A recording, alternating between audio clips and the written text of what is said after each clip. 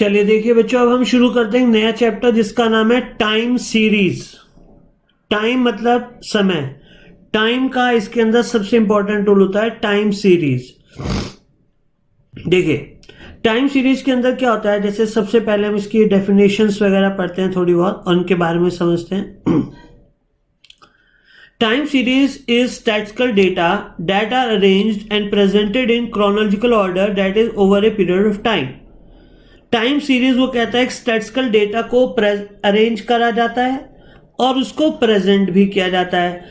कोई भी डेटा हो, कोई भी स्टैटिस्टिकल डेटा हो, चाहे वो सेल हो, चाहे वो प्रोडक्शन हो, चाहे वो पॉपुलेशन हो, कोई भी वेरिएबल हो जिसको आप अरेंज करेंगे और फिर उसको प्रेजेंट भी करेंगे, मगर जो आप अरेंज करेंगे वो क्रोनोलॉजिकल ऑर्डर में करेंगे, यानी कि समय के अनुसार।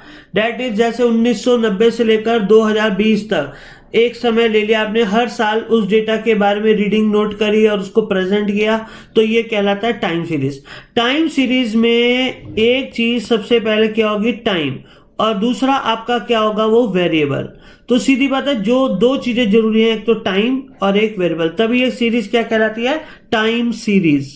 चलिए देखिए, in other words when an orderly set of data, जब हम बहुत सारे डेटा को लेते हैं, उनको अरेंज करते हैं किस हिसाब से, विद देयर टाइम ऑफ एकरेंस, क्यों जैसे जैसे एकर्ड हुए उस हिसाब से उनको अरेंज कर दे टाइम के अनुसार, तो उसको हम क्या बोलते हैं, टाइम सीरीज।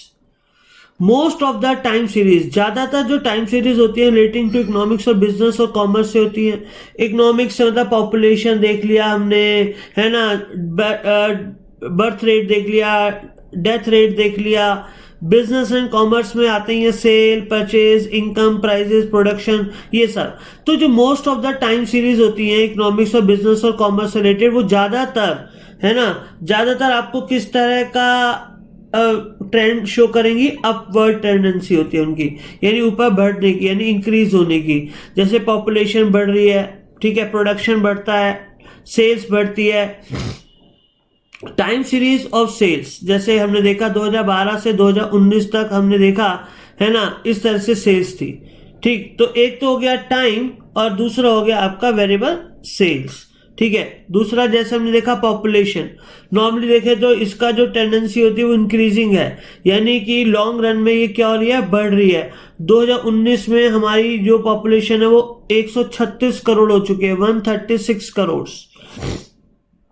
ऐसे इनकम की बात करें तो हर साल, हर 5-6 साल बाद इसको, जैसे हमने चेक किया, 85 से 90, 90 से 95, 2000, 2005, 2010, 2015, तो पर कैपिटल इनकम जो है लोगों की क्या हुई है, बढ़ी ही है, कम नहीं हुई है। तो सीधी बात है, पर कैपिटल इनकम बढ़ रही है। ये ज्यादातर इनकी जो टेंडेंसी देखी गई है वो अपवर्ड देखी गई है, यानी बढ़ते हुए क्रम में देखी गई है। चलिए फिर जैसे प्राइस, नॉर्मली जैसे आप पेट्रोल के प्राइस देखिए, डीजल के प्राइस देखिए, बढ़ ही रहे हैं। प्राइसेस किसी के कम नहीं हो रहे हैं, बल्कि लॉन्ग रन में देखा जाए तो ये बढ़ ही रहे हैं। जो पहले थे उनके प्राइसेस से बढ़ गए। पहले पेन 1 रुपए का आ जाता था, 2 रुपए का आ जाता था, 3 रुपए का आ जाता था, अब 10 रुपए का भी आता है। तो सीधी बात है, नॉर्मल टेंडेंसी प्राइसेस में इंक्रीज ही देखने को मिलती है। डाउनवर्ड टेंडेंसी ज्यादातर देखने को मिलेंगी आपको, माइट भी नोटिस की जा सकती है, ऐसा नहीं हम कह रहे होगा ही होगा हमेशा। जैसे कि शेयर प्राइस, जैसे कि डेथ रेट, लोगों का डेथ रेट कम हुआ है, बर्थ रेट भी कम हुआ है ड्यू टू एजुकेशन और ड्यू टू ग्लोबल मेल्टडाउन, यानी कि सीधी बात है, हम लोग ग्लोबली एक दूसरे से मिल रहे हैं, इंफॉर्मेशन हमारी एक दूसरे के साथ एक्सचेंज होती है, तो हमें ज्यादातर मार्केट फिट मिलती है, शेयर प्राइस सही रेट पे मिलते हैं। और इंप्रूवमेंट इन मेडिकल फैसिलिटी हुई है बहुत ज्यादा, इसलिए आज कोई बीमार होता है तो बच जाता है बड़े आराम से। तो डेथ रेट हमारे यहाँ कम होते हैं, है ना। और बर्थ रेट का कारण यह है कम होने का, क्योंकि लोग एजुकेटेड हो गए, पॉपुलेशन को कंट्रोल करते हैं, बर्थ रेट उस हिसाब से नहीं है। अब सुनिए, शेयर प्राइस जनरली देखने को मिलता है डाउनफॉल में, birth rate, death rate generally हमें देखने को मिल रहा है डाउनफॉल है, लॉन्ग रन में बहुत कम हो गया इनका प्राइस रेट, बर्थ रेट कम हुआ है, डेथ रेट भी कम हुआ है। A time series is a set of observation taken at specified time, usually at equal time interval. वो कह रहा है यूजली क्या होता है टाइम सीरीज के अंदर हम जब भी देखते हैं, जैसे हमने देखा पहले 1995 में, फिर देखा हमने 2000 में, फिर हमने देखा 2005 में, फिर हमने देखा 2010 में, तो हमने टाइम इंटरवल का जो गैप रखा यूजली सेम रखा। तो ऐसा मगर पक्का नहीं है कि टाइम सीरीज में हमेशा आप ऐसे ही सोचें कि जो हमारा वेरिएबल होता है वो हमेशा एक फिक्स टाइम इंटरवल के बाद ही देखा जाता है, मगर हमने कह दिया टाइम सीरीज में यूजुअली हम यही कोशिश करते हैं कि हमारा जो टाइम गैप हो ऑब्जर्वेशन का वो हमारा एक जैसा हो, इक्वल टाइम इंटरवल का गैप हो। ठीक है, तो इसलिए हमने बोला a time series is a set of observation taken at specified times usually at equal time interval. ठीक है, चलिए आगे चलते हैं।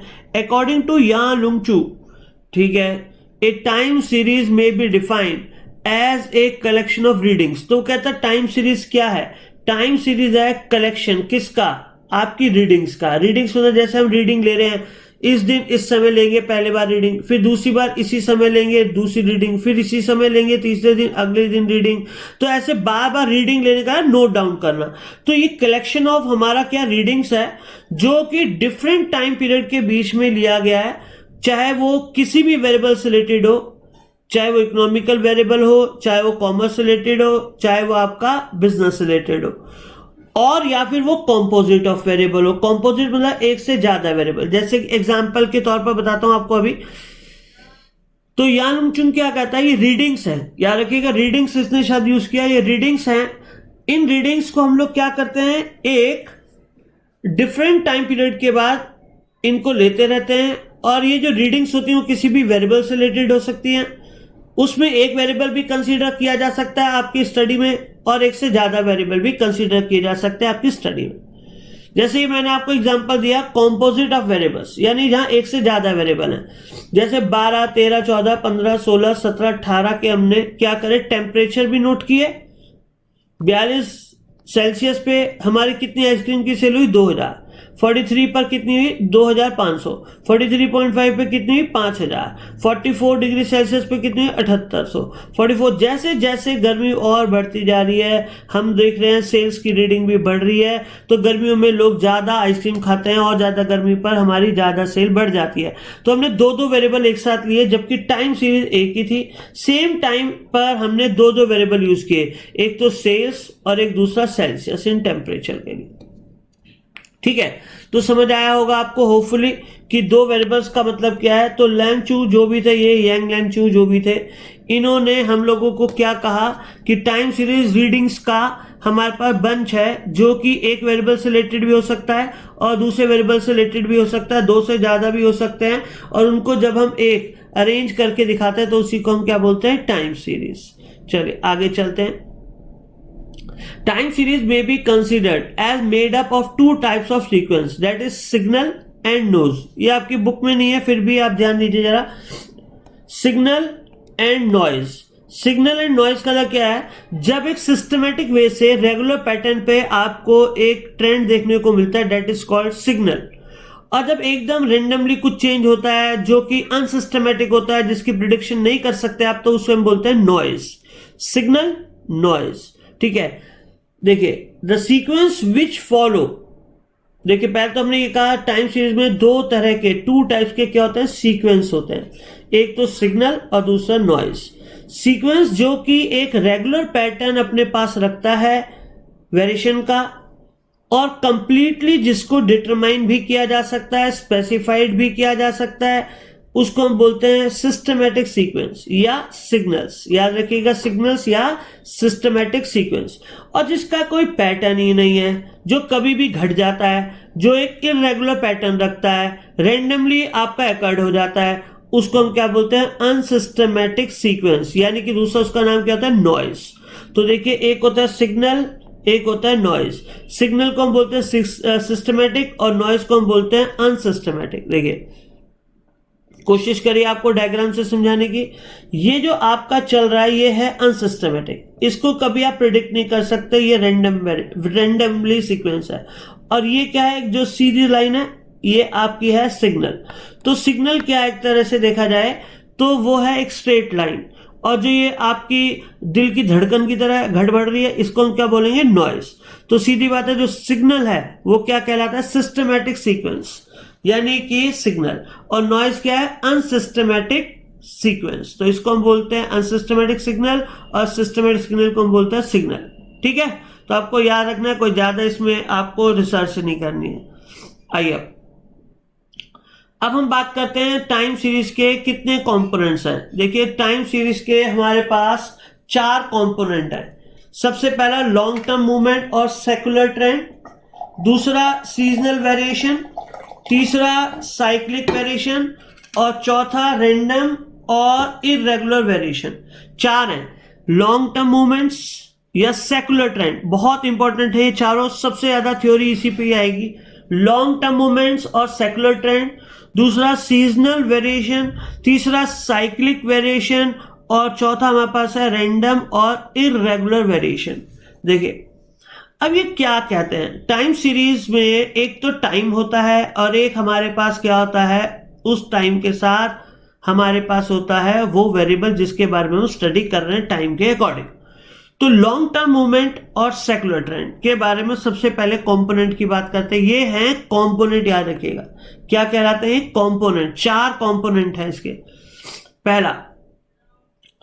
पहला कंपोनेंट है सेकुलर ट्रेंड और सिंपल ट्रेंड और जनरल ट्रेंड या केवल trend. Secular trend, simple trend, general trend, और या फिर केवल आप बोल सकते हैं ट्रेंड। ठीक है, देखिए जरा, बहुत ही आसान है। Secular trend is a long-term tendency of the time series to move in an upward or downward direction. जैसे हमने 10-15 साल स्टडी करा किसी चीज का कि भाई क्या देखने को मिल रहा है हमें, long term trend. Long term trend मतलब बहुत लंबे समय तक स्टडी करने से जो हमें पता चला कि भाई लंबे समय में इसकी टेंडेंसी कैसी होती है, ये ट्रेंड कैसा होता है लंबे समय में, अपवर्ड होता है या डाउनवर्ड होता है, ये कैसे हमें पता चलता है, उसको स्टडी करते रहेंगे टाइम के अनुसार। किसी भी वेरिएबल को टाइम के अनुसार स्टडी करते रहो बहुत लंबे समय तक, लॉन्ग टर्म टेंडेंसी देखने को पता चलेगी कि भाई लॉन्ग रन में इसका बिहेवियर कैसा होता है। या तो ये अपवर्ड होता है या ये डाउनवर्ड डायरेक्शन में होता है, किसी भी डायरेक्शन में मिल सकता है हमें। तो देखिए, a general tendency of a variable, यानी किसी भी वेरिएबल की जो जनरल टेंडेंसी होती है, या तो वो इंक्रीजिंग होती है या वो डिक्रीजिंग होती है या फिर वो कांस्टेंट रहती है। ठीक है, चाहे भले ही उसके रास्ते में छोटे छोटे स्मॉल टाइम इंटरवल में वो इंक्रीज डिक्रीज हो, मगर जब हमें उसे लंबे समय में देखते हैं तो वो या तो इंक्रीजिंग दिखता है हमें या डिक्रीजिंग मिलता है।